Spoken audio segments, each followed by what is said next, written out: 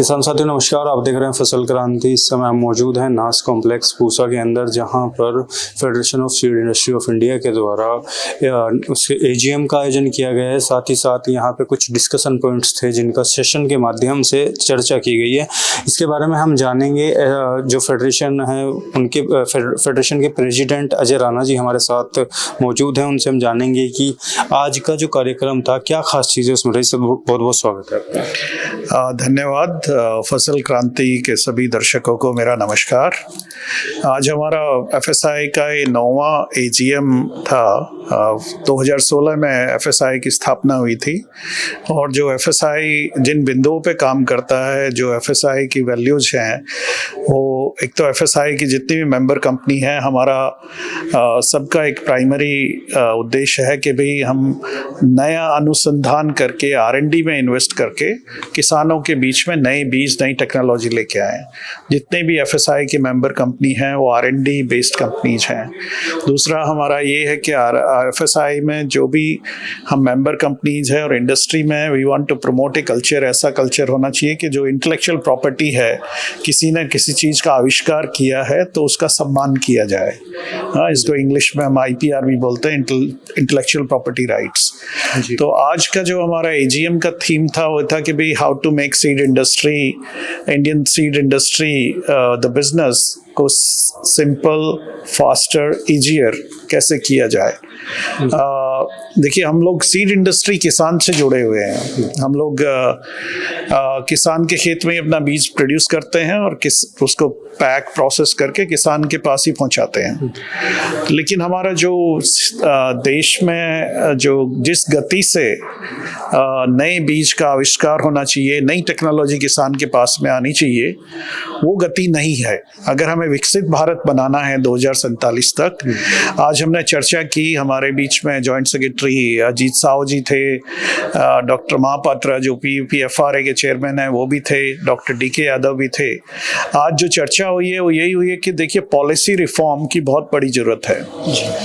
देखिए, policy reform की वजह से ही आज हमारे देश में इतना अच्छा इंफ्रास्ट्रक्चर बन रहा है।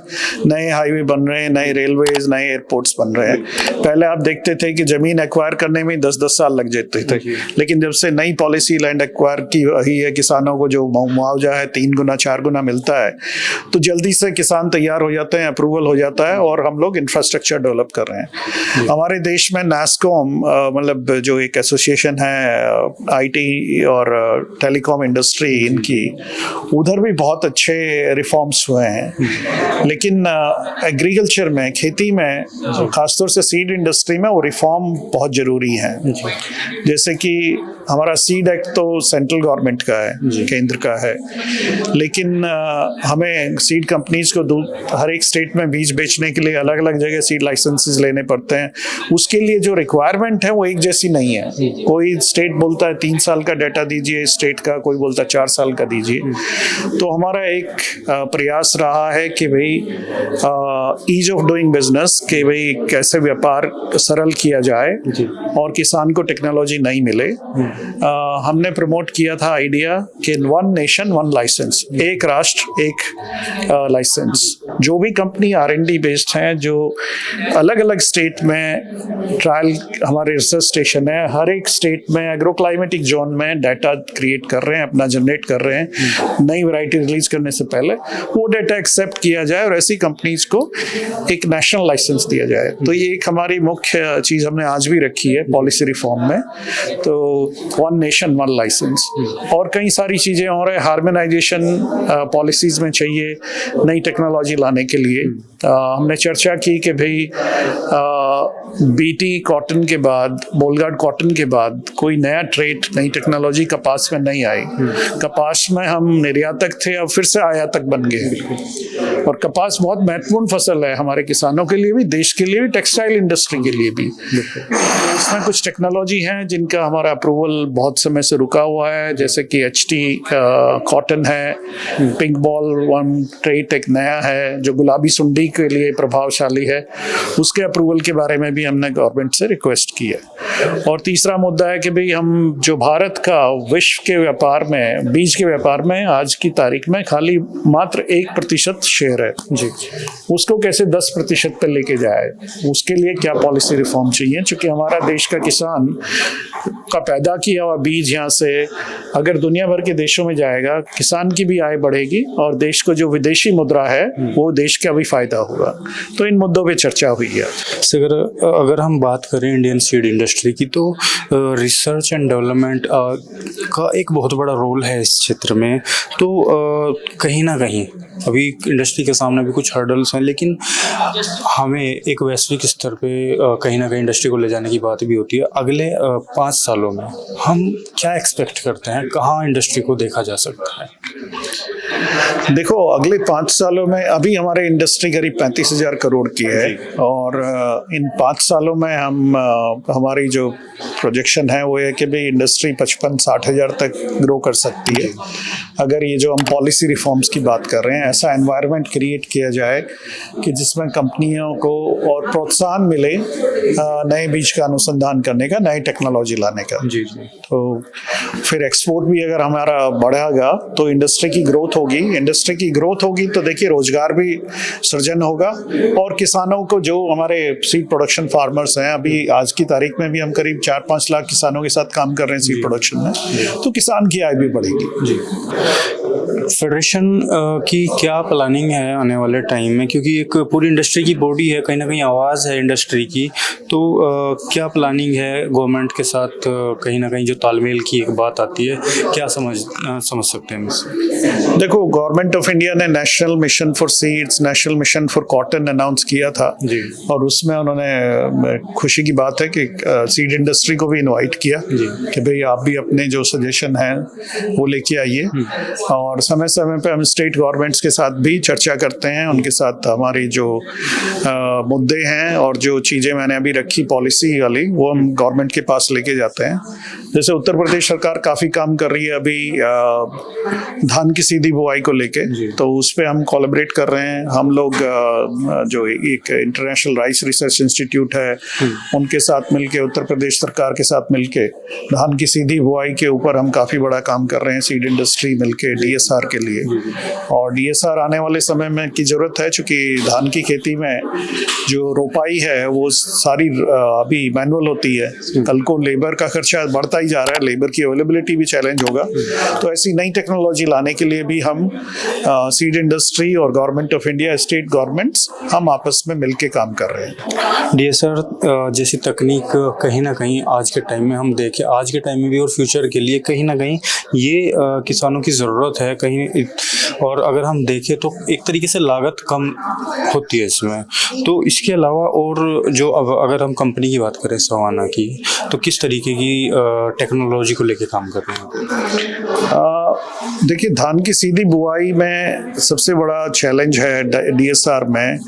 किसान करना चाहता था, किसानों ने कोरोना काल में कोशिश भी की, लेकिन वीड कंट्रोल, जो खरपतवार है, वो बहुत बड़ी समस्या बन के आया है। तो सीधी बुआई DSR की सफलता के लिए बहुत ज़रूरी है कि भाई किसान को सोल्यूशन दिया जाए कि जहाँ पे जो सीधी बुआई की समस्याएं हैं, जैसे भाई किसान बोलते थे उसमें जमाव कम हो रहा है, जमाव फुटाव कम है, तो वो हमने कुछ सोल्यूशन डेवलप किया कि बीज को शोधित किया, स्क्वाड सीड ट्रीटमेंट, उससे जो जमाव और फुटाव दोनों अच्छा होता है। फिर जो किसान को समस्या आती है खरपतवार की, तो उसके लिए हमने फुल पेज टेक्नोलॉजी डेवलप की है कि जिसमें किसान ये फुल पेज वाला बीज लगाएगा जो कि शोधित है, स्क्वाड से अच्छा जमाव है, फुटाव है, लेकिन बाद में खरपतवार नियंत्रण के लिए वो उसके ऊपर एक वजी नाम की दवाई आती है, उसका स्प्रे करेंगे तो मुख्य जो खरपतवार हैं उनका नियंत्रण होगा। वो हम बोलते हैं भाई एक बार 10 दिनों, जब खरपतवार 2 से 3 पत्ती की अवस्था में तब करें, और एक स्प्रे 30 दिन के बाद करें। तो इससे काफ़ी हद तक जो है खरपतवार नियंत्रण हो जाता है। कुछ खरपतवार कई जगह पे चौड़े पत्ते वाले हैं, तो उसके साथ में हम बोलते हैं टैंक मिक्स में किसान वो चौड़े पत्ते वाला खरपतवार नाशक भी यूज कर लें। तो ये बड़े बहुत बड़े स्तर पे इस टेक्नोलॉजी को किसानों ने अपनाया है। हमने खाली पिछले साल लॉन्च की थी, इस साल दूसरा साल था जी। और ख़ासतौर से मैं बताना चाहूँगा जिन क्षेत्रों में हमारे मध्य प्रदेश है, छत्तीसगढ़ है, इन प्रदेशों में एक जंगली धान की समस्या है बहुत बड़ी, जिसको किसान वहाँ पे करगा और सादा बोलते हैं। फुल पेज टेक्नोलॉजी से करगा और सादा का भी नियंत्रण मिलता है और किसानों को 10 से 12 हज़ार रुपये प्रति एकड़ तक की बचत होती है।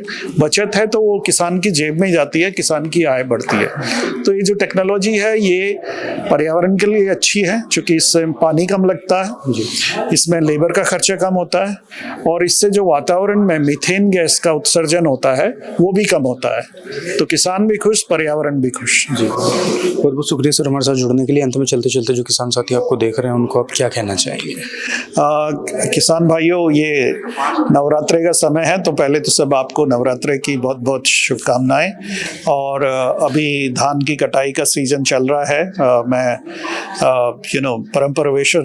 परमपिता परमेश्वर से यही कहना चाहूँगा कि भाई हमारी फसल अच्छी हो कि सभी किसानों को। और जो अभी फेस्टिवल सीजन है हमारा, दिवाली की भी शुभकामनाएं। और मैं किसानों को यही कहना चाहूँगा कि किसान भाइयों, आपका जो संघर्ष, आपकी जो मेहनत है, उससे देश आत्मनिर्भर हुआ है हमारे अनाज के उत्पादन में। आने वाले समय में भी हम सीड कंपनी, जो हमारा ग्रीन रेवोल्यूशन हुआ था वो सीड से जुड़ा हुआ था।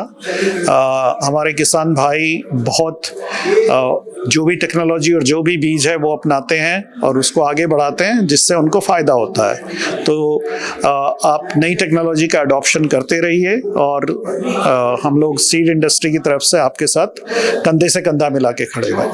बहुत बहुत शुक्रिया सर हमारे साथ जुड़ने के लिए। थे हमारे साथ अजय राणा जी, जिन्होंने बताया कि किस तरीके से फेडरेशन काम कर रही है और खासकर DSR जैसी तकनीक किसानों के लिए क्यों ज़रूरी है, किस तरीके से किसान कहीं ना कहीं अपनी लागत को कम कर सकते हैं। इसी तरीके की और भी जानकारी हम आप तक पहुँचाते रहेंगे। देखते रहिए फसल क्रांति। धन्यवाद। नमस्कार।